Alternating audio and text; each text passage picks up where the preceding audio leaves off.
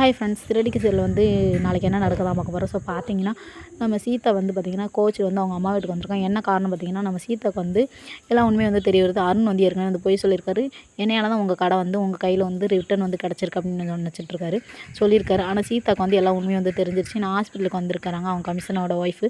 அவங்க வந்து எல்லா உண்மையும் சொல்லிடுறாங்க. ஆனால் முத்து தான் வந்து இந்த பிரச்சனைகள்லாம் தீர்த்து கடையை வந்து உங்களுக்கு வந்து வாங்கி கொடுத்துருக்காரு அப்படின்ற மாதிரி வந்து எல்லா உண்மையும் சொல்லிடுறாரு. உடனே சீதா வந்துட்டு அது தெரிஞ்சிட்டு இருந்து, நீங்கள் எதுக்கு என்கிட்ட போய் சொன்னீங்க, எனக்கு வந்து அவங்க வந்து எல்லாருமே சொல்லிட்டாங்க இந்த மாதிரி நீங்கள் வந்து வாங்கியே கொடுக்கல அப்படின்ற மாதிரி. ஆமாம், உனக்கு உங்கள் மாமா தானே பெருசு, உங்கள் மாமா தானே உனக்கு ஹீரோ அப்படின்ற மாதிரி வந்து நம்ம அருண் வந்து சொன்னோன்னா நம்ம சீதாவுக்கு வந்து கோவம் வந்துருச்சு. என்னையவே பிடிக்கல, என் பேச்சே கேட்க மாட்டேறீங்க, நான் எதுக்கு இந்த வீட்டில் இருக்கணும் அப்படின்ற மாதிரி வந்து நம்ம சீதா வந்து வீட்டை விட்டு வந்து கிளம்பி வந்து வீட்டுக்கு வந்துடுறாங்க. வீட்டுக்கு வந்தோன்னே அவங்க வந்து என்னாச்சு ஏதாச்சுன்னு சொல்லிட்டு வந்து கேட்டு வந்து விசாரித்து வந்து வச்சுருக்காங்க.